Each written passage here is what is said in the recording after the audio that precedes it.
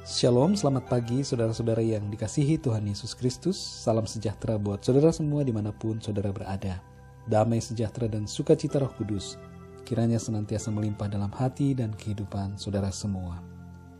Di pagi hari ini kita akan merenungkan firman Tuhan dengan judul Tolonglah Aku yang Tidak Percaya Ini. Firman Tuhan terambil dari kitab Injil Markus pasal 9 ayat 15 sampai 27.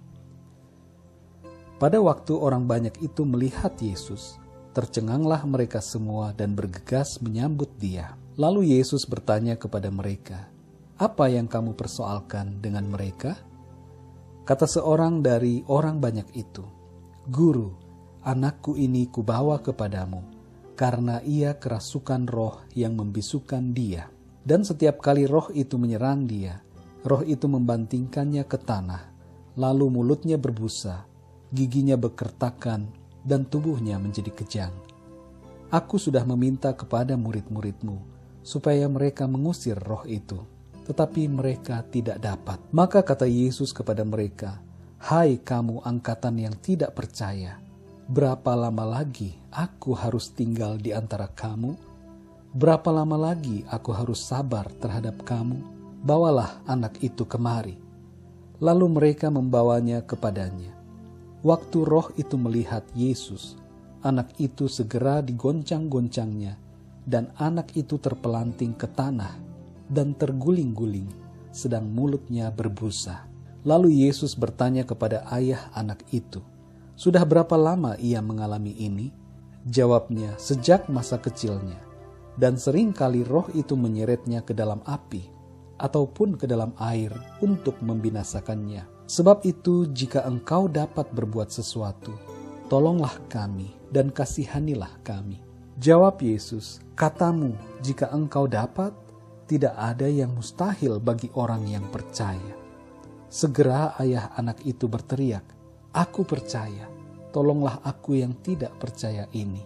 Ketika Yesus melihat orang banyak makin datang berkerumun, Ia menegur roh jahat itu dengan keras. Katanya, "Hai kau roh yang menyebabkan orang menjadi bisu dan tuli, aku memerintahkan engkau, keluarlah daripada anak ini dan jangan memasukinya lagi."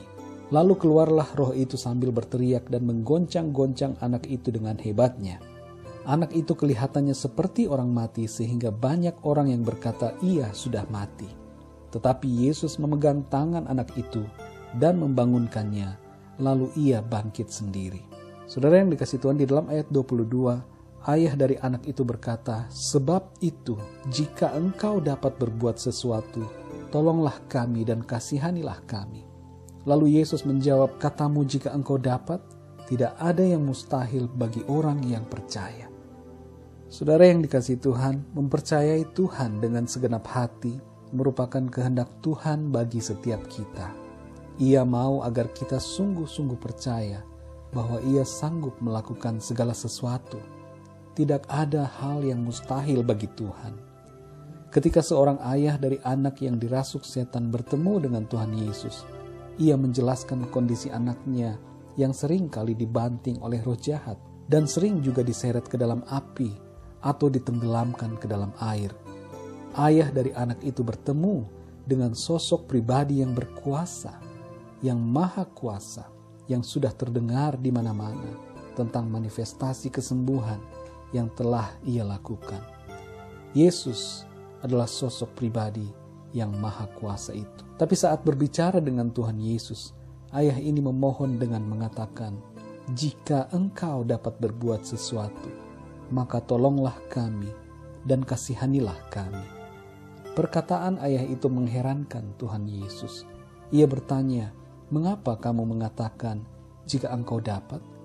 Dan Tuhan Yesus menekankan bahwa tidak ada yang mustahil bagi orang yang percaya. Ayah anak tersebut pun merespon dengan berteriak, "Aku percaya, tolonglah aku yang tidak percaya ini." Saudara yang dikasihi Tuhan, ada satu hal yang rupanya sering sama dengan kondisi iman kebanyakan orang sekarang ini. Bahkan mungkin sama dengan kita secara pribadi. Bukankah seringkali kita kehilangan kepercayaan atau bimbang terhadap kuasa Tuhan, di saat logika kita bermain di dalam pikiran dan melihat segala sesuatu secara akal manusia, antara mungkin dan tidak mungkin, lalu kita tanpa sadar menepis dan meniadakan kekuasaan Tuhan, maka kita pun kehilangan iman pada kemahakuasaannya. Mungkin kita masih beriman akan ketuhanannya, tapi tidak untuk kemahakuasaannya. Hal seperti ini hendaknya jangan terjadi dalam kehidupan kita. Tuhan Yesus mau agar kita percaya dengan sepenuh hati bahwa Dia sanggup melakukan apapun untuk menolong kita. Di saat kita merasa iman kita lemah, berdoalah dan mintalah kepada Tuhan agar Dia menolong kita yang kurang percaya. Pengakuan semacam ini merupakan kejujuran kita kepada Tuhan, namun sekaligus penyerahan kita kepadanya. Janganlah lemah iman kita. Mintalah kekuatan Tuhan di saat kita putus asa. Nyatakanlah segala permohonan di dalam doa dengan ucapan syukur kepada Tuhan. Masih ada harapan dan masih ada mujizat dalam kehidupan saudara. Di dalam Tuhan Yesus selalu ada jalan untuk segala masalah kita. Sebab tidak ada yang mustahil bagi orang yang percaya. Saudara yang dikasihi Tuhan, biarlah renungan pada hari ini menjadi kekuatan buat saudara semua untuk menjalani kehidupan saudara dengan iman percaya yang penuh kepada Tuhan Yesus Kristus. Mari kita berdoa. Bapa di surga, terima kasih, kami mengucap syukur untuk kebenaran firman-Mu. Kami percaya sungguh bahwa Engkau sanggup melakukan segala perkara dan tidak ada yang mustahil bagi-Mu, serta tidak ada yang mustahil bagi setiap orang yang percaya kepada-Mu. Kami percaya sungguh bahwa setiap masalah, persoalan, ataupun pergumulan kami mendapatkan solusi di dalam Engkau, sebab Engkau Allah yang Maha Kuasa, Allah yang senantiasa memberikan pengharapan yang pasti dalam kehidupan kami.